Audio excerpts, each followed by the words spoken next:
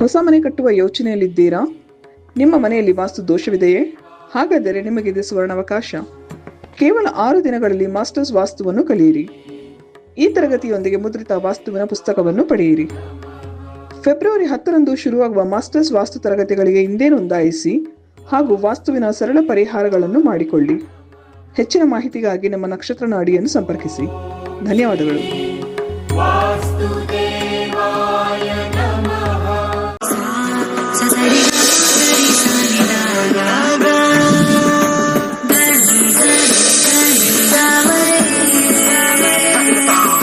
ಶ್ರೀ ಗುರುಭ್ಯೋ ನಮಃ. ಹರಿ ಓಂ. ಓಂ ನಮಃ ಶಿವಾಯ. ಶಿವಾಯ ನಮಃ. ಓಂ. ಓಂ ನಮೋ ಭಗವತೆ ವಾಸುದೇವಾಯ. ಓಂ ನಮೋ ನಾರಾಯಣಾಯ. ನಮಸ್ಕಾರ. ವೆಲ್ಕಮ್ ಟು ನಕ್ಷತ್ರ ನಾಡಿ. ಫೆಬ್ರವರಿ 10ನೇ ತಾರೀಕು ನಮ್ಮ ವಾಸ್ತು ತರಗತಿ ಇದೆ. ವಾಸ್ತು ಬಗ್ಗೆ ತಿಳ್ಕೊಳ್ಬೇಕು ಆಸಕ್ತಿ ಇದೆ. ಹೊಸ ಮನೆ ಕಟ್ತಾ ಇದ್ದೀವಿ. ಹಾಗೆ ಇರ್ತಕ್ಕಂಥ ವಾಸ್ತುನ ನಾವು ಒಂದು ಚೂರು ಬದಲಾವಣೆ ಮಾಡಿಕೊಂಡು ಜಿಯೋಪತಿಕ್ ಸ್ಟ್ರೆಸ್ಸಿಂದ ಪಾರಾಗೋಣ ಅಂತಕ್ಕಂಥವ್ರು ವಾಸ್ತು ಕ್ಲಾಸ್ಗೆ ಸೇರ್ಕೊಳ್ಳಿ. ಹಾಗೆ ಮಾರ್ಚ್ 15ನೇ ತಾರೀಕು ನಮ್ಮ 106 ಬ್ಯಾಚ್ ಸ್ಟಾರ್ಟ್ ಆಗ್ತಕ್ಕಂಥದ್ದು 15 ದಿವಸದ ಜ್ಯೋತಿಷ್ಯ ತರಗತಿ. ಜ್ಯೋತಿಷ್ಯ ಕಲೀರಿ. ಬಹಳ ಅದ್ಭುತವಾಗಿರ್ತಕ್ಕಂಥ ಮಾಹಿತಿ ಪಡೀರಿ. ಗುಡ್ ಟೈಮ್ ಬ್ಯಾಡ್ ಟೈಮ್ ನೋಡ್ಕೊಳ್ಳಿ. ಡೆಫಿನೆಟ್ಲಿ ಹೆಲ್ಪ್ ಆಗುತ್ತೆ. ಕರೆಗಳನ್ನ ತಗೊಂಡೋಗೋಣ. ಹಾಗೆ ಕರೆಗಳನ್ನ ಸ್ವೀಕಾರ ಮಾಡೋಣ. ನಮಸ್ಕಾರ ಗುರುಜಿ. ಎಜುಕೇಶನ್ ಬಗ್ಗೆ ಕೇಳಬೇಕಾಗಿತ್ತು ಗುರುಜಿ. Screen okay. ಹೇಳಿ. ಡೇಟ್ ಆಫ್ ಬರ್ತ್ ಹೇಳಿ. ಡೇಟ್ ಆಫ್ ಬರ್ತ್ ಪ್ರಶ್ನೆಶಾಸ್ತ್ರನ ರಾತ್ರಿ 23 ಓಕೆ 12 23/12/2005. ಸಮಯ ರಾತ್ರಿ 6:39. ರಾತ್ರಿ ಆಗೋಯ್ತಾ? 6:39. ಓಕೆ. ಸಂಜೆ. ಹುಟ್ಟಿದ ಊರು ಬ್ಯಾಂಗ್ಳೂರು. ಪ್ರಶ್ನೆ ಏನ್ ಕೇಳಿ ಇದ್ರಲ್ಲಿ? ಎಜುಕೇಶನ್. ಈಗ 19 ವರ್ಷ ಡಿಗ್ರಿಗೆ ಸೇರಿದಿರ ಆಲ್ರೆಡಿ? ಮತ್ತೆ ಅದ್ರಲ್ಲಿ ಏನ್ ಮಾಡ್ತಾ ಇದ್ದೀರಾ? ಏನ್ ಅದರಲ್ಲಿ ನಿಮಗೆ? BCA degree. Bachelor of computer application. ಕರೆಕ್ಟಾ? ಸೊ 2025 ಏಪ್ರಿಲ್ಗೆ ಮಂಗಳ ಮುಗಿಯುತ್ತೆ. ಆಮೇಲೆ ರಾಹು ಬರುತ್ತೆ. ರಾಹು 2ನೇ ಮನೆ, 5ನೇ ಮನೆ, 10ನೇ ಮನೆ, 3, 8, 9, 10. ಓಕೆ. MCAನು ಮಾಡಬಹುದು. MCA ಕಾಂಬಿನೇಷನ್ ಬರ್ತಾ ಇದೆ. MCAನು ಮಾಡ್ತೀರಾ? 9ನೇ ಮನೆ ಕಾಂಬಿನೇಷನ್ ತೋರಿಸ್ತಾ ಇದೆ. BCA ಆದ್ಮೇಲೆ MCA ಮಾಡಾದ್ಮೇಲೆ ಜಾಬ್ ಚೆನ್ನಾಗಿ ಸಿಗುತ್ತೆ. ರಾಹು ಸ್ವಲ್ಪ ಚೆನ್ನಾಗಿದ್ದಾನೆ, ಉತ್ತಮವಾಗಿದ್ದಾನೆ. ಕಂಪ್ಯೂಟರ್ ಅಪ್ಲಿಕೇಶನ್ಸ್ ಅಲ್ಲೇ ಉತ್ತಮವಾಗಿದೆ. ಓಕೆ, ಒಳ್ಳೇದಾಗ್ಲಿ. ಮುಂದಿನ ಕರೆಗೋಣ. ನಮಸ್ಕಾರ. ಮಾತಾಡಿ. ನಮಸ್ಕಾರ. ನಮಸ್ಕಾರ. ಕೇಳಿಸ್ತಾ ಇದೆಯಾ?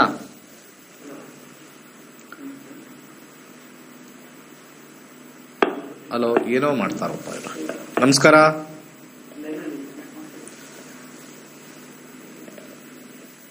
ನಮಸ್ಕಾರ. ಯಾಕೆ ಈ ತರ ಮಾಡ್ತಾರೆ ಎಲ್ಲ? ಹಿಂದ್ಗಡೆ ಆನ್ ಮಾಡಕ್ಕೂ ಬರಲ್ಲ, ಆಫ್ ಮಾಡಕ್ಕೂ ಬರಲ್ಲ. ನಮಸ್ಕಾರ. ಮಾತಾಡಿ.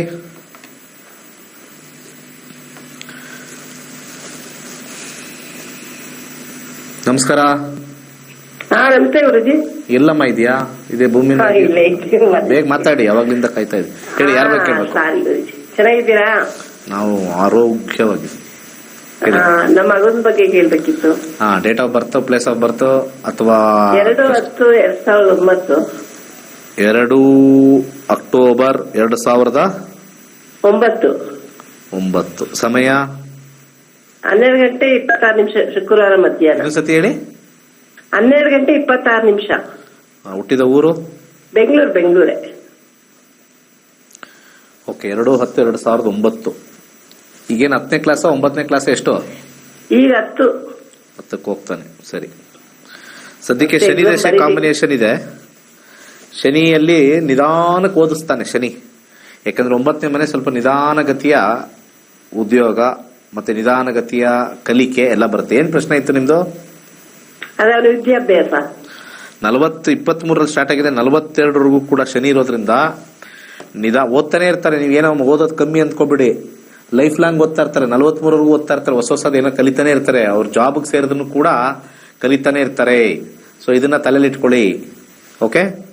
ಸೊ ಹಾಗೆ ಇಲ್ಲಿ 9ನೇ ಮನೆ ಯಾವಾಗಲೂ ಕೂಡ ಯಾರಿಗೇ ಒಂದು ಎಜುಕೇಶನ್ ಯಾವಾಗಲೂ ಹೇಳ್ತಾ ಇರ್ತೀನಿ, 9th house is life long ಒಂಥರ ಲರ್ನಿಂಗ್ ಬರುತ್ತೆ. ಜಾಬ್ ಎಲ್ಲ ಸ್ವಲ್ಪ ಇದು ಅಷ್ಟು ಸ್ಟ್ರಾಂಗ್ ಆಗಿರಲ್ಲ 9th ಹೌಸ್ ಜಾಸ್ತಿ ಇದ್ದಾಗ. ಒಂಥರ ವಿಚಿತ್ರ, 9th ಹೌಸ್ ಒಂಥರ ವಿದ್ವಾಂಸರಾಗ್ತೀವಿ ನಾವು.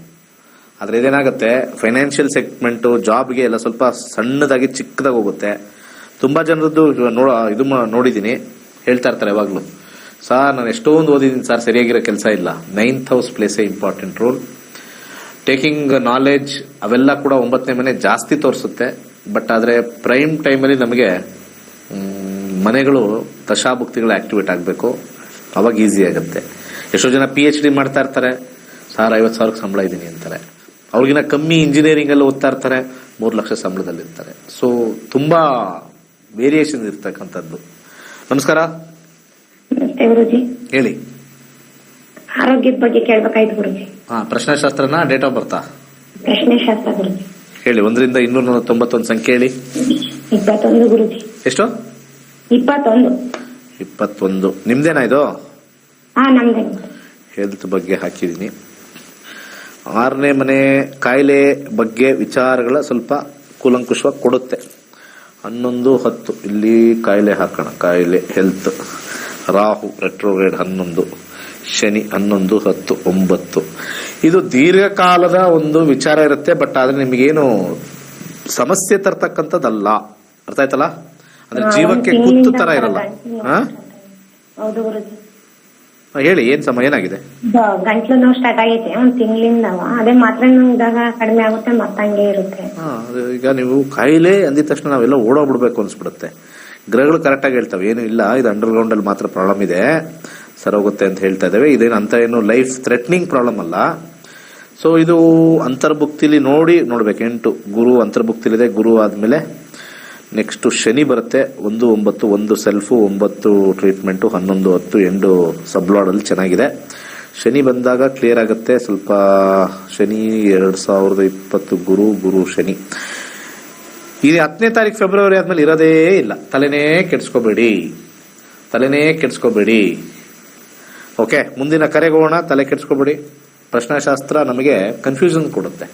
ಇದೇನಪ್ಪ ಇದು 1 ತಿಂಗಳಿಂದ ಇದೆ, ಇನ್ನು ಎಷ್ಟು ತಿಂಗಳಿದ್ ಬಿಡುತ್ತೋ ಅಂತ. ಗ್ರಹಗಳು ನಮಗೆ ಎಲ್ಲಾ ರೀತಿಯೂ ಹೆಲ್ಪ್ ಮಾಡುತ್ತೆ. ಒಂದು ವಿಚಾರ ಎಲ್ಲರಿಗೂ ಹೇಳಕ್ ಇಷ್ಟಪಡ್ತೀನಿ. ಇದು ಪ್ಯೂರ್ಲಿ ಸೈನ್ಸ್ ಬೇಸ್ಡ್. ನಮ್ಮ ಋಷಿಮುನಿಗಳು ಸೂರ್ಯನಿಂದ ಬರ್ತಕ್ಕಂಥ ಶಾಖದಿಂದ ಏನೇನೆಲ್ಲ ಮಾಡಬಹುದು ಅಂತ ಹೇಳಿದ್ದಾರೆ. ಒಂದು ಮರಗಳು ಬೆಳೀತಕ್ಕಂಥದ್ದು ಅಥವಾ ಸಸಿಗಳು ಬೆಳೀತಕ್ಕಂಥದ್ದು, ಮತ್ತೆ ಹೇಗೆ ನಮಗೆ ಅನುಕೂಲ ಸೂರ್ಯ ದೇವನಿಂದ ಅಂತ ಅದನ್ನು ಒಂದು ಟೆಕ್ನಾಲಜಿ ಹೇಳಿದ್ದಾರೆ. ಚಂದ್ರನಿಂದ ಏನು ನಮಗೆ ಹೆಲ್ಪ್ ಅಂತ ಹೇಳಿದ್ದಾರೆ. ಹಾಗೆ ಮುಂದಕ್ಕೆ ಹೋಗ್ತಾ ಮನುಷ್ಯನ ಜೀವನ ಶೈಲಿಲಿ ಮತ್ತೆ ಮನುಷ್ಯನ ಆಗು ಹೋಗುಗಳಲ್ಲಿ ಗ್ರಹಗಳ ಪಾತ್ರಗಳನ್ನು ಇದು ಇರ್ತಕ್ಕಂಥದ್ದು, ಅವರಿಂದ ಬಂದಿರತಕ್ಕಂಥ ಕಂಪನಾಂಕಗಳು ಕೂಡ ನಮಗೆ ಎಫೆಕ್ಟ್ ಆಗುತ್ತೆ ಅಂತ ಹೇಳಿ ಅದನ್ನ ಜ್ಯೋತಿಷ್ಯ ಶಾಸ್ತ್ರದಲ್ಲಿ ಅಳವಡಿಸಿ ಹೇಳಿದ್ದಾರೆ. ಇವತ್ತಿನ ನಾಗಾಲೋಟದ ಬದುಕಲ್ಲಿ ಜ್ಯೋತಿಷ್ಯ ಶಾಸ್ತ್ರವನ್ನ ಸರಿಯಾಗಿ ಅಧ್ಯಯನ ಮಾಡಿ ಕರೆಕ್ಟಾಗಿ ಈ ರೀತಿಯಾಗಿರ್ತಕ್ಕಂಥ ಫಲಾಫಲಗಳನ್ನ ಕೊಡ್ತಕ್ಕಂಥ ವ್ಯಕ್ತಿಗಳಿಲ್ಲ. ಸ್ವಲ್ಪ ಡ್ರೆಸ್ಗಳು ಹಾಕೊಂಡು, ಒಂದು ದಂಡ ಇಟ್ಕೊಂಡು, ಒಂದು ದಾಡಿ ಬಿಟ್ಕೊಂಡ್ಬಿಟ್ರೆ ಅವ್ರಿಗೆ ಜ್ಞಾನ ಇದೆ ಅಂತಾರೆ. ಯಾವುದೂ ಇಲ್ಲ, ಅದು ಶೋ ಎಲ್ಲ. ಏನು ದಾಡಿ ಬಿಡಬೇಕು ಅಂತ ಏನಿಲ್ಲ, ಅದೇನು ಇದು ಜ್ಞಾನಿಗಳು ಅಂತ ದಾಡಿ ಬಿಟ್ಬಿಡೋದಲ್ಲ. ಸೊ ತಲೆಯಲ್ಲಿ ಇಲ್ಲಿ ಬೆಳೆಸ್ಕೋಬೇಕು. ಅವರೆಲ್ಲ ಇಲ್ಲಿ ಬೆಳೆಸ್ಕೋತವ್ರೆ.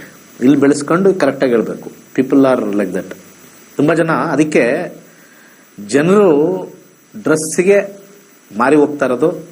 ಅಂಥ ಡ್ರೆಸ್ಗಳನ್ನೇ ಈ ಚಾನೆಲ್ಗಳು ತೋರಿಸ್ತಾರೆ. ಡ್ರೆಸ್ ಹಾಕೊಂಡಿರೋರು ಅದೇನೋ ಅದು ಹಾಕೊಂಡ್ರೇನೆ, ಅದೇನೋ ಆರೆಂಜ್ ಕಲರ್ ಹಾಕೊಂಡ್ರೇನೆ ಅಂತ. ಸೊ ಜ್ಞಾನಕ್ಕೆ ಯಾರು ಡ್ರೆಸ್ಸಿನ ಒಡೆಯ ಬೇಕಾಗಿರಲ್ಲ. ಅದನ್ನ ಅರ್ಥ ಮಾಡ್ಕೋಬೇಕು. ನಾವೇನೋ ಸ್ವಲ್ಪ ಆ ಥರ ಅನ್ಕೊಂಡ್ಬಿಟ್ಟಿರ್ತೀವಿ. ಆ ಕಾವಿ ಹಾಕೊಳ್ತಕ್ಕಂಥ ಒಂದು ವಿಚಾರ ನಮ್ಮ ಶಾಸ್ತ್ರದಲ್ಲಿ ಏನ್ ಕೊಟ್ಟಿದೆ ಅಂದ್ರೆ, ಸರ್ವ ಪರಿತ್ಯಾಗಿಗಳಾಗಿರ್ತಕ್ಕಂಥವ್ರು ಕಾವಿ ಹಾಕೋಬೇಕು.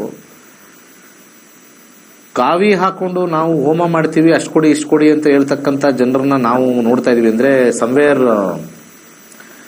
ಡಿವಿಷನ್ಸ್ ಆಫ್ ಪೀಪಲ್ ಮಾಡಬೇಕು ನಾವು. ಅವಾಗ ಸ್ವಲ್ಪ ಜನರಿಗೆ ಎಜುಕೇಟೆಡ್ ಆಗಬೇಕು. ಈ ಆರೆಂಜ್ ಹಾಕೊಂಡಿರ್ತಕ್ಕಂಥವ್ರು ಯಾರು, ಆರೆಂಜ್ ಏನಕ್ಕೆ ಹಾಕೊಳ್ತಾರೆ, ಯಾವ ಕಾರಣಕ್ಕೆ ಹಾಕೊಳ್ತಾರೆ, ವೈಟ್ ಯಾರು ಹಾಕೊಳ್ತಾರೆ, ಬ್ಲ್ಯಾಕ್ ಯಾರು ಹಾಕೊಳ್ತಾರೆ, ಯಾವ ರೀಸನ್ಗೋಸ್ಕರ ಹಾಕೊಳ್ತಾರೆ, ಇವೆಲ್ಲ ತುಂಬಾ ಜನಕ್ಕೆ ಆ ಒಂದು ವಿಚಾರ ಕಮ್ಮಿ ಗೊತ್ತಿದೆ. ಸೊ ಆರೆಂಜ್ ಹಾಕೊಂಡಿದ ತಕ್ಷಣನೇ ನಮಗೆಲ್ಲ ತಲೆಗೆ ಹೋಗೋದು ಇವರು ವಿದ್ವಾಂಸರು, ಇವ್ರಿಗೆಲ್ಲ ಗೊತ್ತು, ಮತ್ತೆ ಇವ್ರ ಹತ್ರ ಆಶೀರ್ವಾದ ತಗೊಂಡ್ರೆ ಎಲ್ಲ ಕ್ಯೂರ್ ಆಗ್ಬಿಡುತ್ತೆ ಅನ್ನೋ ಒಂದು ವಿಚಾರ ಇದೆ. ಯಾರ ಒಂದು ಶಕ್ತಿನೂ ಯಾರದು ಪಾಸ್ ಮಾಡೋಕ್ಕಾಗಲ್ಲ. ಒಳ್ಳೆ ಫೀಲಿಂಗ್ಸ್ನ ಪಾಸ್ ಮಾಡ್ಬೋದು ಅಷ್ಟೇ. ಅದು ಯಾವ ಸಾಮಾನ್ಯ ಒಳ್ಳೆ ಮನುಷ್ಯನಿಂದನೂ ಪಾಸ್ ಮಾಡ್ಬೋದು, ವಿದ್ವಾಂಸರಿಂದನೇ ಪಾಸ್ ಮಾಡಬೇಕು ಅನ್ನೋ ಏನೂ ಇಲ್ಲ. ಒಬ್ಬ ಒಳ್ಳೆ ವ್ಯಕ್ತಿ ಸುಮ್ಮನೆ ಅವ್ನು ಬೆಳಿಗ್ಗೆ ಕೆಲಸಕ್ಕೆ ಹೋಗಿ ಯಾರಿಗೂ ನೋವು ಕೊಡದಲೆ ಮನೆಗೆ ಬರ್ತಕ್ಕಂಥದ್ದು, ಅವನ ಜೀವನ ಅವ್ನು ಮಾಡ್ತಕ್ಕಂಥ ವ್ಯಕ್ತಿ ಹತ್ರ ಆಶೀರ್ವಾದ ತಗೊಂಡ್ರು ಕೂಡ ನಮ್ಗೆ ಒಳ್ಳೇದಾಗುತ್ತೆ. ಸೊ ಬೇಸಿಕಲಿ ಜ್ಞಾನಿಗಳ ಹತ್ರ ಆಶೀರ್ವಾದ ತಗೊಳ್ತೀವಿ ಅಂತಂದ್ರೆ ಅದು ನಾವು ಡ್ರೆಸ್ ಮೇಲೆ ಆಶೀರ್ವಾದ ತಗೊಳ್ತಾ ಇದೀವಿ. ಅದು ಯಾವುದೋ ಈಗೆಲ್ಲ ಟೆಂಪಲ್ ರನ್ ಜಾಸ್ತಿ ಮಾಡ್ಬಿಡ್ತಾರೆ. ಯಾವ್ದಾದ್ರು ಗುರುಗಳು ಸಿಕ್ಕರೆ ಟೆಂಪಲ್ ರನ್ ನೋಡಿದೀನಿ, ತುಂಬಾ ಟೆಂಪಲ್ ರನ್. ದೇವಸ್ಥಾನಕ್ಕೆ ಹೋಗಿದ ತಕ್ಷಣ ಅವ್ರು ಏನೋ ಮೇಧಾವಿಗಳು ಜ್ಞಾನಿಗಳು ಅನ್ಕೊಳ್ತಕ್ಕಂಥ ಹುಚ್ಚು ನಾಗಾಲೋಟದಲ್ಲಿ ಇದೀವಿ. ಎಷ್ಟೋ ವಿದ್ವಾಂಸರುಗಳು ಈ ಒಂದು ವೇದದಲ್ಲಿ ಅಧ್ಯಯನ ಮಾಡಿರ್ತಕ್ಕಂಥವ್ರೆಲ್ಲ ಏನು ಡ್ರೆಸ್ ಹಾಕೊಂಡೇನು ಮಾಡಿಲ್ಲ. ಮೆನಿ ಫಾರಿನ್ ಅಲ್ಲಿ ಇರ್ತಕ್ಕಂಥ ಅನೇಕರು ವೇದಾಧ್ಯಯನ ಮಾಡಿದ್ದಾರೆ. ವೆಸ್ಟ್ ಅಲ್ಲಿ ಇರ್ತಕ್ಕಂಥವ್ರು, ಜರ್ಮನಿ ಇರ್ತಕ್ಕಂಥವ್ರು, ಅಮೆರಿಕದಲ್ಲಿರ್ತವ್ರು ವೇದದಲ್ಲಿ ಏನ್ ಬರ್ದಿದೆ ಅದನ್ನ ತಿಳ್ಕೊಂಡಿದ್ದಾರೆ. ನಮ್ಮವ್ರು ಎಷ್ಟೋ ಜನ ಅರ್ಧಂಬರ್ಧ ಕಲ್ತಿರ್ತಾರೋ ಅಥವಾ ಪೂರ್ತಿ ಕಲ್ತಿರ್ತಾರೋ ಇಲ್ವೋ ಗೊತ್ತಿಲ್ಲ. ಡ್ರೆಸ್ಸಿಗೆ ಮಾರೋಗ್ತಾ ಇದೀವಿ ನಾವೆಲ್ಲ. ವೀಕ್ಷಕರು ಯಾರು ಇದ್ದೀರೋ ನೀವೆಲ್ಲ ಡ್ರೆಸ್ಗೆ ಕಾಲು ಬೀಳ್ತಾ ಇದ್ರೆ, ಡ್ರೆಸ್ ಹಾಕೊಂಡ್ರೆ ಕಾಲಿಗೆ ಬೀಳೋದು. ಒಂಥರ ಪೊಲೀಸರು ಹೋಗಿದ ತಕ್ಷಣ ಸಲ್ಯೂಟ್ ಹೊಡಿಯೋದು.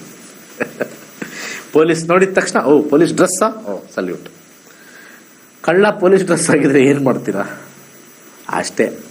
ಒಬ್ಬ ಕಳ್ಳ ಪೊಲೀಸ್ ಡ್ರೆಸ್, ಎಷ್ಟೊಂದು ಜನ ಮೊನ್ನೆ ಯಾವ್ದಾದ್ರು ಬಹಳ ಅಲರ್ಟ್, ಎಲ್ಲರಿಗೂ ಕಾಲ್ ಬರ್ತಾ ಇತ್ತು, ರಿಂಗ್ ಟೋನ್ ಅದೇ ಆಗ್ಬಿಟ್ಟಿತ್ತು. ಯಾರು ಕಾಲ್ ಮಾಡಿದ್ರು ಕೂಡ ಅಪರಿಚಿತ ವ್ಯಕ್ತಿಗಳಿಂದ ಕರೆ ಬರುತ್ತದೆ, ನಾವು ಸೈಬರ್ ಪೊಲೀಸ್ ಅಂತ ಹೇಳಲಾಗುವುದು.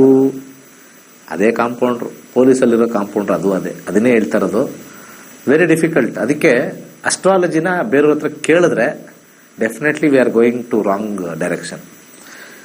ಸೊ ಅದೇನಾಗ್ಬಿಟ್ಟಿದೆ ಇವಾಗ ಜನರಲ್ ಆಗಿ ನನ್ನ ಒಂದು ಥಾಟ್ ಪ್ರಾಸೆಸ್,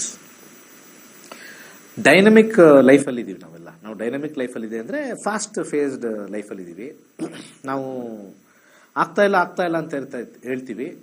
ಬಟ್ ಇನ್ನೇನೊಂದು 6 months ಅಲ್ಲಿ ಆಗುತ್ತೆ. ಅಂತ ಟೈಮಲ್ಲಿ ಹೋಗಿ ಯಾರನ್ನೊಬ್ಬರನ್ನ ಕಾಂಟ್ಯಾಕ್ಟ್ ಮಾಡ್ತೀವಿ. ಅದಾಗಿದ ತಕ್ಷಣನೇ ಪ್ಲಾಸಿಬೋ ಎಫೆಕ್ಟ್ ಅಂತ ನಾವು ಕರಿತೀವಿ. ಅಲ್ಲಿ ಹೋಗಿದ್ದಕ್ಕೂ ಅಲ್ಲಿ ಆಗಿರೋದಕ್ಕೂ ಪ್ಲಾಸಿಬೋ ಎಫೆಕ್ಟ್ ಆಗ್ಬಿಡುತ್ತೆ.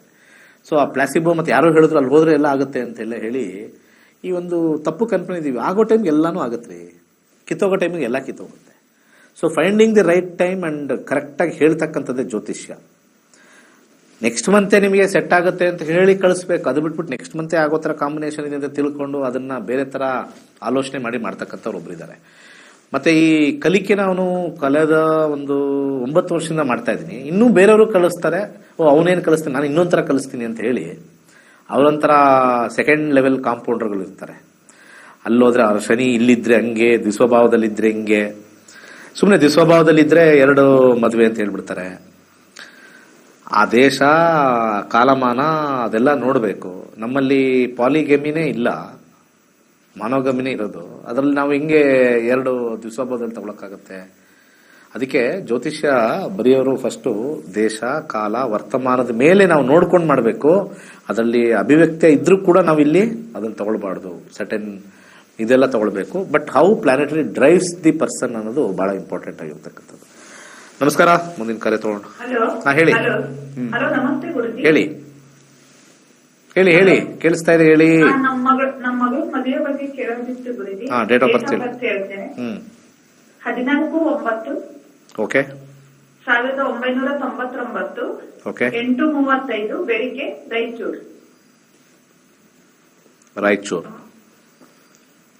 ಅಲ್ವಾ ಹುಟ್ಟಿದ್ದು? ರಾಯಚೂರಲ್ಲಿ ಹುಟ್ಟಿದ್ದು. ಮೊನ್ನೆ ನೋಡೋಗಿದ್ದಾರೆ ಗುರುಜಿ, ಅದು ಫಿಕ್ಸ್ ಆಗುತ್ತಾ ಅಂತ. ಅದೆಲ್ಲ ನಮ್ಗೆ ಗೊತ್ತಾಗಲ್ಲಮ್ಮ, ಅದೆಲ್ಲ ಸುಳ್ಳು. ಟೈಮ್ ಬಂದಿದೆಯಾ ಅಂತ ನೋಡ್ಬೇಕಷ್ಟೇ. ಟೈಮ್ಗೆ ಅದು ಒಪ್ಕೊಳ್ತಾರ ಅಂತ ಅಷ್ಟೇ. ಮ್ಯಾರೇಜ್ ಟೈಮ್ ಅಂತ ನೋಡ್ತೀವಿ. ಅವ್ರು ಫಿಕ್ಸ್ ಆಗ್ತಾರೆ, ಇವ್ರು ಫಿಕ್ಸ್ ಆಗ್ತಾರೆ. ಪ್ರಶ್ನಾಶಾಸ್ತ್ರ ಹೋಗ್ಬೇಕು ನೀವು. ಜ್ಯೋತಿಷದಲ್ಲಿ ಗೊತ್ತಾಗಲ್ಲ. ಪ್ರಶ್ನಾಶಾಸ್ತ್ರ ಬಂದೋಗಿರೋರೇ ಬರ್ತಾರ ಅಂತ. ಅದೇ ಟೈಮಲ್ಲಿ ಇನ್ನೊಂದು 3 ತಿಂಗಳು ಇನ್ನೊಬ್ರು ಬಂದು ಸೆಟ್ ಆಗ್ಬೋದು. ಅರ್ಥ ಮಾಡ್ಕೋಬೇಕು ಜ್ಯೋತಿಷ್ಯ. ಸುಮ್ಮನೆ ಈ ಕಾವಿದಾರಿಗಳ ಹತ್ರ ಹೋಗಿ ನಮಸ್ಕಾರ ಹೊಡೆದು ಈ ರಾಯಚೂರು ಬಳ್ಳಾರದೆಲ್ಲ ಬರೀ ಅದೇ ಕತೆನೆ. ಅದು ಎಲ್ಲ ಮಠಾಧೀಶರು ಜ್ಯೋತಿಷ ಹೇಳಕ್ ಶುರು ಮಾಡ್ಬಿಟ್ರು. ಏನ್ ಮಾಡೋದು?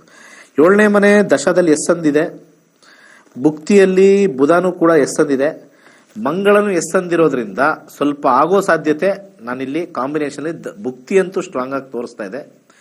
ಇಲ್ಲಿ ಕೊಟ್ಟಿರ್ತಕ್ಕಂಥ 2000 ಶನಿ ಮತ್ತೆ ಬುಧ 2026 ಮೇ ಒಳಗಡೆ ಅಂತೂ ಸೆಟ್ ಆಗುತ್ತೆ ಅಂತ ಹೇಳ್ಬೋದು. ಇವರೇ ಸೆಟ್ ಆಗ್ತಾರೆ ಅಂದ್ರೆ ನಾನು ಅವಾಗ ಹೋಗಿ ಅದನ್ನು ಪ್ರಶ್ನಾಶಾಸ್ತ್ರ ಕೇಳಬೇಕು. ಅದಕ್ಕೆ ನಿಮ್ಮ ಕ್ವಶನ್ನು ಸಮಂಜಸವಾಗಿರಲಿ, ನಿಮ್ಮ ಕ್ವಶನ್ನು ಸಮಂಜಸವಾಗಿರಬೇಕು, ವೆರಿ ಇಂಪಾರ್ಟೆಂಟ್.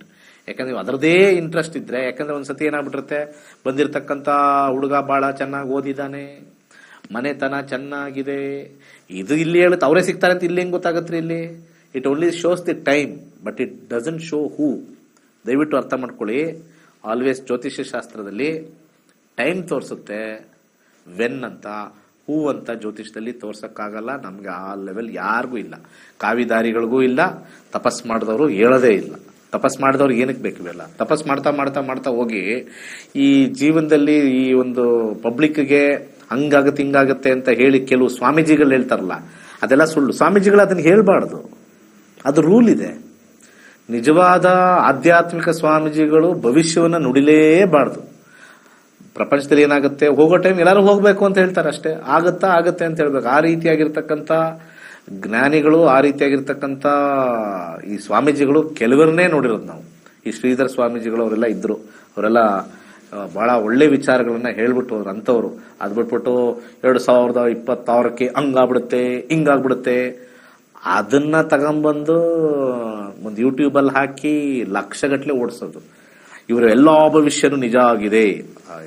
ಒಂದು 10 ಹೇಳಿದ್ರೆ 5 ಆಗತ್ತೆ ರೀ, ಪ್ರತಿ ವರ್ಷನೂ ಆಗುತ್ತೆ, 100% ಆಗುತ್ತೆ. 10 ಹೇಳಿದ್ರೆ ಪ್ರಿಸೈಸ್ ಆಗಿ ಹೇಳ್ಬೇಕು ಅಂದ್ರೆ ಮುಂಡೇನ್ ಅಸ್ಟ್ರಾಲಜಿ ಪ್ರಕಾರ ಹೋಗಿ ಆಯಾ ಒಂದು ಈವೆಂಟ್ನ ಆಯಾ ಕಾಲಮಾನಕ್ಕೆ ಹೇಳಬೇಕು. It is A deep science, again ಅದನ್ನು ಸೈನ್ಸ್ ಮಾಡಬೇಕು. ಆದ್ರೆ ಏನಾಗುತ್ತೆ, ಅದನ್ನು ಕೂಡ ಒಂದು ಏರಿಯಾ ಮೇಲೆ ಡಿಪೆಂಡ್ ಆಗುತ್ತೆ. ಒಂದು ಏರಿಯಾ, ಯಾವ ಏರಿಯಾ ಅಂತ ನೋಡಬೇಕು.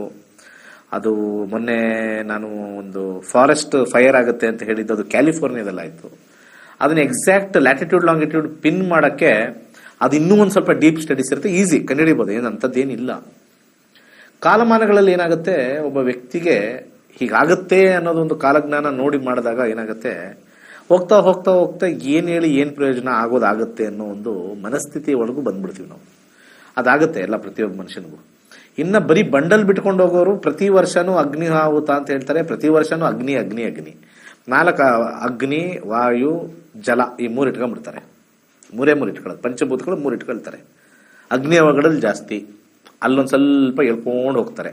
ಅದಾದ್ಮೇಲೆ ನೀರಿನ ಕಂಟಕ ಜಾಸ್ತಿ, ಅದೊಂದು ಸ್ವಲ್ಪ ಹೇಳ್ಕೊಂಡು ಹೋಗ್ತಾರೆ.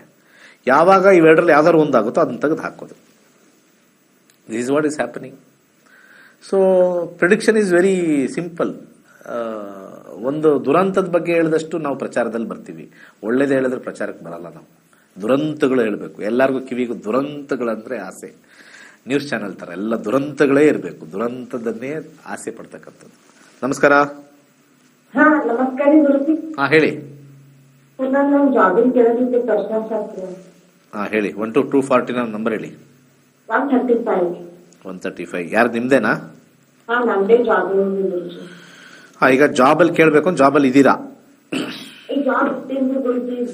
ಜಾಬ್ ಯಾವಾಗ ಸಿಗುತ್ತೆ ಅಷ್ಟೇ ತಾನೇ? ಜಾಬ್ ಅಲ್ಲಿ ಇದ್ದೀರಾ?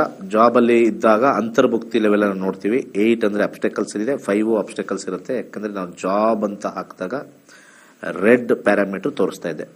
ಶನಿ ಆದ್ಮೇಲೆ ಮರ್ಕ್ಯುರಿ ಬರುತ್ತೆ, ಕಮ್ಯುನಿಕೇಶನ್ ಇಂದ ಸ್ವಲ್ಪ ದೂರದಲ್ಲಿ 3, 9, 12 ಸಿಗ್ತಕ್ಕಂಥದ್ದು ಬುಧ. ಬುಧ ಆದ್ಮೇಲೆ ಕೇತು 11 ಅಂಡರ್ಗ್ರೌಂಡ್ ಇದೆ, ಕಷ್ಟದಲ್ಲಿ ಸಿಗುತ್ತೆ, ತೊಂದರೆ ಇಲ್ಲ. ಈ ಒಂದು ಶನಿ ಮುಗಿದಾದ ಮೇಲೆ ನಮಗೆ ಸಿಗ್ತಕ್ಕಂಥ ಒಂದು ಕಾಂಬಿನೇಷನ್ ನೋಡೋಣ. ಶುಕ್ರ 2027, ಶನಿ ಮುಗಿಯೋದು ಮೇ ಆದ್ಮೇಲೆ ಸಿಗುತ್ತೆ. ಸೆಪ್ಟೆಂಬರ್ ಒಳಗಡೆ, ಮೇಯಿಂದ ಸೆಪ್ಟೆಂಬರ್ ಅದು ಸಾಧಾರಣವಾಗಿರ್ತಕ್ಕಂಥ ಕೆಲಸ. ಯಾಕಂದ್ರೆ 6 ಬಂದ್ರೆ ಟಾಪ್ ಇರುತ್ತೆ, 10 ಬಂದ್ರೆ 3 and 11 ಸಾಧಾರಣವಾಗಿರುತ್ತೆ. ಮುಂದಿನ ಕರೆಗೋಣ. ನಮಸ್ಕಾರ. ನಾವು ಟೆಕ್ನಾಲಜಿ ಯೂಸ್ ಮಾಡಿ ಅಸ್ಟ್ರಾಲಜಿ ಹೇಳ್ತೀವಿ. ಟೆಕ್ನಾಲಜಿ ಯೂಸ್ ಮಾಡಿ ಡಿಸ್ಪ್ಲೇ ಮಾಡಿ ಕರ್ನಾಟಕದಲ್ಲಿ ಯಾವ ಟಿವಿಲೂ ತೋರಿಸಲ್ಲ. ವಿ ಯೂಸ್ ಟೆಕ್ನಾಲಜಿ, ಅದಕ್ಕೆ ಬಂದು ಕಲೀರಿ ಅಂತ ಹೇಳ್ತೀವಿ. ನೀವುಗಳು ನೋಡೋರು ಪ್ರಚಾರ ಮಾಡಬೇಕು. ಯಾವ ಚಾನಲ್ ಅಲ್ಲೂ ಅಸ್ಟ್ರಾಲಜಿ ಸುಮ್ಮನೆ ಅದೇನೋ ಹಿಂಗೆ ಕವಡೆ ಹಾಕಿ ಮನಸ್ಥಿತಿ ಮೇಲೆ ವರ್ಕ್ ಮಾಡ್ತಾರೆ. ಮನೋವೈದ್ಯರು ಅವರೆಲ್ಲ, ಮನೋವೈದ್ಯರು. ಅವ್ರ ಜ್ಯೋತಿಷ್ಯರು ಅಂತ ಕರೆಯಲ್ಲ. ನಾನು ಮನಸ್ಸಿಂದ ನೋಡ್ಕೊಂಡು ಹೇಳೋದಿಲ್ಲ, ಏನಿದೆ ಹೇಳುತ್ತೋ ಅದನ್ನ ಹೇಳ್ತೀನಿ. ವಾಟ್ ಪ್ಲಾನೆಟ್ ಟೆಲ್ಸ್ ನಾವು ಹೇಳಬೇಕಾಗತ್ತೆ. ಕೆಲವರೆಲ್ಲ ನೋಡಿದ್ದೀನಿ, ನಾನು ಎಲ್ಲ ಚಾನೆಲ್ ನೋಡಿದ್ದೀನಿ, ಬರೀ ಮನೋವೈದ್ಯರು ಅವರೆಲ್ಲ. ಮನಸ್ಸು ನೋಡ್ತಾರೆ, ನಿಮ್ಮ ಮಗ ಹಠ ಅಲ್ವಾ, ಮಗಳು ಹಠದಲ್ಲಿದ್ದಾನಲ್ವಾ, ಎಲ್ಲಾರ ಮಕ್ಕಳು ಹಠನೇ ಬನ್ರಿ. ಅದೇ ಮನೋ ವೈದ್ಯರವರೆಲ್ಲ they work on the mind games ಅಂತಾರೆ ಇದಕ್ಕೆ. ಮೈಂಡ್ ಪಕ್ಕದಲ್ಲಿ ಗೇಮ್ಸ್. ಇದನ್ನ ವಯಸ್ಸಾದವರು, ಈ ನೋವಲ್ಲಿರ್ತಕ್ಕಂಥವ್ರು ಟ್ರ್ಯಾಪ್ ಆಗಿಬಿಡ್ತಾರೆ. ಅವ್ರು ಹೇಳಿದ್ದೆಲ್ಲ ಸತ್ಯ ಆಗೋಯ್ತು ಅಂತ. ಇರೋದೇ ಜೀವನದಲ್ಲಿ ಒಂದು ಎಜುಕೇಷನ್ನು, ಒಂದು ಜಾಬು, ಒಂದು ಮ್ಯಾರೇಜು, ಇಷ್ಟೇ. ಆ ಮೂರಲ್ಲಿ ಅಷ್ಟಲ್ಲೇ ಆಟ ಆಡ್ತಾರೆ. ಬಟ್ ಪ್ರಿಸೈಸ್ ಆಗಿ ಹೇಳ್ಬೇಕು. ಜಾಬ್ ಬಿಟ್ಟಿದ್ದೀವಿ, ಯಾವಾಗ ಸಿಗುತ್ತೆ? ಈ ಟೈಮು ಸ್ವಲ್ಪ ಮೈಲ್ಡ್ ಆಗಿರೋದು ಸಿಗ್ತಾ ಇದೆ, ಸ್ವಲ್ಪ ಲೋ ಸ್ಯಾಲ್ರಿ ಸಿಗುತ್ತೆ, ಸ್ವಲ್ಪ ಟ್ರೈ ಮಾಡಿ, ಆಗೋ ಟೈಮ್ ಬಂದೇ ಬರ್ತದೆ. ಅದು ಹಾಗೇ ಆಗುತ್ತೆ. ಅದು ನಮ್ದು ಇಷ್ಟೊಂದು ಸಕ್ಸಸ್ ಆಗೋಕ್ಕೆ ಕಾರಣನೇ ಟೈಮ್ ಲೈನ್ಸ್. ನಮ್ದು ಟೈಮ್ ಲೈನ್ಸಲ್ಲಿ ಇರುತ್ತೆ. So astrology is A time line science ಅಂತ ಕರಿತೀನಿ. ವೀಕ್ಷಕರು ಯಾರು ನೋಡ್ತಾ ಇದ್ದೀರ ನನ್ನ ಪ್ರೋಗ್ರಾಮು, ಪ್ರಚಾರ ಮಾಡ್ರಿ, ಸೈನ್ಸ್ ಅಂತ ಹೇಳ್ರಿ, ನಮ್ಮ ಪ್ರೋಗ್ರಾಮ್ ನೋಡೋಕೆ ಹೇಳ್ರಿ. ನೀವು ಒಂದು ಮುಂದೆ ಬರಬೇಕಪ್ಪ, ಒಂದು 10 ಹೆಜ್ಜೆ. ಅದೇನೋ ಜ್ಯೋತಿಷ್ಯ ಅಂದ್ರೆ ಓಡೋಗ್ಬಿಡ್ತೀರ, ಬಟ್ ಕಾಲ್ ಮಾಡಕ್ ಮಾತ್ರ ಚೆನ್ನಾಗಿರುತ್ತೆ ನಿಮಗೆ. ಕಾಲ್ ಮಾಡಿ ನಮ್ಮ ಬಗ್ಗೆ ತಿಳ್ಕೊಳಕ್ಕೆ. ಸ್ವಾರ್ಥಿ ಆಗ್ಬೇಡ್ರಿ, ಸ್ವಾರ್ಥಿಗಳಾಗ್ತಾ ಇದ್ದೀರಾ ತುಂಬಾ ಜನ. ಇಲ್ಲೊಬ್ಬರು ನಕ್ಷತ್ರಾಣಿ ಅಂತ ಬರುತ್ತೆ, 9:30 ಬರುತ್ತೆ, ಬೆಳಿಗ್ಗೆ ಯಾವುದೋ ಡ್ರೆಸ್ ಹಾಕೊಂಡ್ ಬರ್ತಾರೆ, ಅವ್ರದ್ದು ನೋಡ್ರಿ. ಸೈಂಟಿಫಿಕ್ ಆಗಿ ಹೇಳ್ತಾರೆ, ಪ್ರಿಸೈಸ್ ಆಗಿ ಹೇಳ್ತಾರೆ, ವಿತ್ ಆಪ್ ನ ಡಿಸ್ಪ್ಲೇ ಮಾಡಿ ಪ್ಲಾನೆಟರಿ ಪೊಸಿಷನ್ಸ್ ಮೇಲೆ ಹೇಳ್ತಾರೆ. ಅದು ಅಸ್ಟ್ರಾಲಜಿ ಅಂತ ಹೇಳಿ ಸೈನ್ಸ್ ಸ್ಟೂಡೆಂಟ್ಸ್ ಕೇಳಿ. ಎಲ್ಲ ವಯಸ್ಸಾದವರು ಕೂತ್ಕೊಂಡಿರೋರೆಲ್ಲ ಯಾವುದೋ ಜ್ಞಾನದಲ್ಲಿದ್ದೀರಾ. ಚೇಂಜ್ ಆಗಿ ಒಳ್ಳೇದಾಗ್ಲಿ. ಸರ್ವೇ ಜನ ಸುಖಿನೋ ಭವಂತು. ವೈಜ್ಞಾನಿಕವಾಗಿ ಜ್ಯೋತಿಷ್ಯದ ಸತ್ಯವನ್ನು ಸಮಾಜಕ್ಕೆ ಕಲಿಸಿಕೊಡುತ್ತಿರುವಂತಹ ಪಂಡಿತ್ ದಿನೇಶ್ ಗುರುಜಿಯವರ ನಕ್ಷತ್ರ ನಾಡಿ ತರಗತಿಯು ಮಾರ್ಚ್ 15ರಿಂದ ಪ್ರಾರಂಭವಾಗುತ್ತಿದೆ. ಈ ಗೋಲ್ಡ್ರಿ ಆಸ್ಟ್ರೋ ಆಪ್ ಮೂಲಕ ನಿಮ್ಮ ಜಾತಕದಲ್ಲಿ ಶುಭ ಅಶುಭ ಸಮಯಗಳನ್ನು ತಿಳಿದು ಸರಳ ಪರಿಹಾರಗಳನ್ನು ಮಾಡಿಕೊಳ್ಳುವಂತಹ ವಿದ್ಯೆಯನ್ನು ಕಲಿಯಬಹುದಾಗಿದೆ. ನಕ್ಷತ್ರ ನಾಡಿ ತರಗತಿಗೆ ಹಿಂದೆ ನೋಂದಾಯಿಸಿ ನಿಮ್ಮ ಜೀವನವನ್ನು ತಿಳಿಯಿರಿ. ಹೆಚ್ಚಿನ ಮಾಹಿತಿಗಾಗಿ ನಕ್ಷತ್ರ ನಾಡಿ ಸಂಸ್ಥೆಯನ್ನು ಸಂಪರ್ಕಿಸಿ. ಧನ್ಯವಾದಗಳು. ಹೊಸ ಮನೆ ಕಟ್ಟುವ ಯೋಚನೆಯಲ್ಲಿದ್ದೀರಾ? ನಿಮ್ಮ ಮನೆಯಲ್ಲಿ ವಾಸ್ತು ದೋಷವಿದೆಯೇ? ಹಾಗಾದರೆ ನಿಮಗಿದೆ ಸುವರ್ಣಾವಕಾಶ. ಕೇವಲ 6 ದಿನಗಳಲ್ಲಿ ಮಾಸ್ಟರ್ಸ್ ವಾಸ್ತುವನ್ನು ಕಲಿಯಿರಿ. ಈ ತರಗತಿಯೊಂದಿಗೆ ಮುದ್ರಿತ ವಾಸ್ತುವಿನ ಪುಸ್ತಕವನ್ನು ಪಡೆಯಿರಿ. ಫೆಬ್ರವರಿ 10ರಂದು ಶುರುವಾಗುವ ಮಾಸ್ಟರ್ಸ್ ವಾಸ್ತು ತರಗತಿಗಳಿಗೆ ಹಿಂದೆ ನೋಂದಾಯಿಸಿ ಹಾಗೂ ವಾಸ್ತುವಿನ ಸರಳ ಪರಿಹಾರಗಳನ್ನು ಮಾಡಿಕೊಳ್ಳಿ. ಹೆಚ್ಚಿನ ಮಾಹಿತಿಗಾಗಿ ನಮ್ಮ ನಕ್ಷತ್ರ ನಾಡಿಯನ್ನು ಸಂಪರ್ಕಿಸಿ. ಧನ್ಯವಾದಗಳು.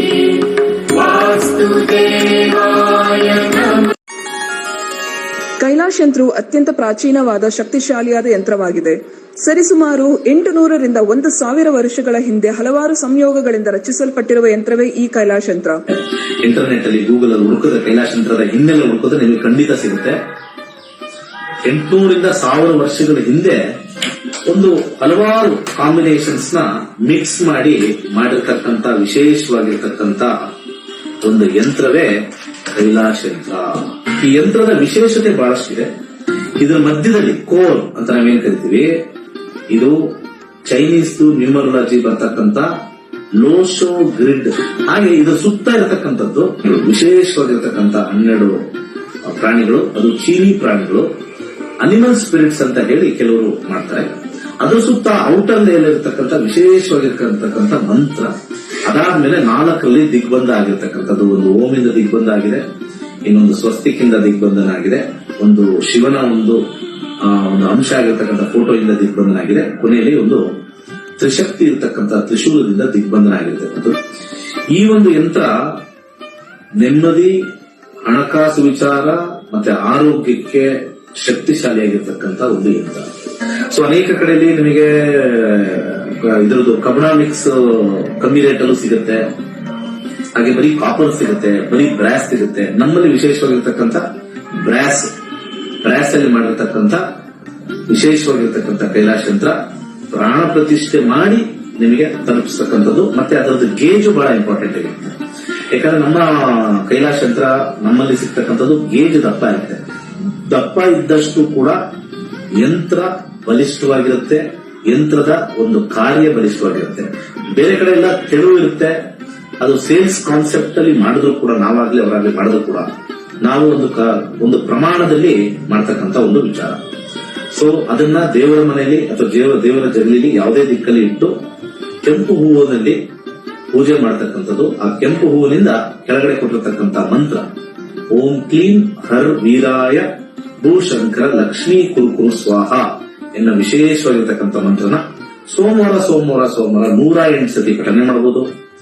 ಆಸಕ್ತಿ ಇರೋರು, ಸಮಯ ಇರೋರು ಪ್ರತಿನಿತ್ಯ ಆ ಯಂತ್ರದ ಮುಂದೆ ಪಠನೆ ಮಾಡಿದ್ರೆ ನಾವು ಹೇಳಬೇಕಾಗಿಲ್ಲ, ನಿಮ್ಮ ಎಕ್ಸ್ಪೀರಿಯನ್ಸ್ ನೀವೇ ಆಗ್ತೀರಾ. ಈ ಯಂತ್ರವನ್ನು ವಿಶೇಷವಾಗಿ ಹಿತ್ತಾಳೆಯಿಂದ ರಚಿಸಿ ಪ್ರಾಣ ಪ್ರತಿಷ್ಠೆ ನಂತರ ತಲುಪಿಸಲಾಗುತ್ತದೆ.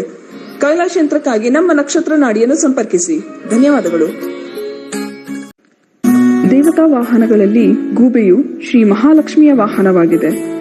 ಗೂಬೆಯು ಕತ್ತಲನ್ನು ಭೇದಿಸುವ ಶಕ್ತಿಯನ್ನು ಹೊಂದಿರುವುದರಿಂದ ಎಲ್ಲಾ ರೀತಿಯ ಆರ್ಥಿಕ ಸಮೃದ್ಧಿಯನ್ನು ಸೂಚಿಸುತ್ತದೆ. ಗೂಬೆಯ ಉಂಗುರವನ್ನು ಧರಿಸುವುದರಿಂದ ಉತ್ತಮ ಆರ್ಥಿಕ ಬೆಳವಣಿಗೆ ಮತ್ತು ಅನಗತ್ಯ ಖರ್ಚುಗಳನ್ನು ನಿಯಂತ್ರಿಸಬಹುದಾಗಿದೆ. ಗೂಬೆಯ ಉಂಗುರಕ್ಕಾಗಿ ಈ ಕೆಳಗಿನ ಸಂಖ್ಯೆಗಳಿಗೆ ಕರೆ ಮಾಡಬಹುದು. ಧನ್ಯವಾದ.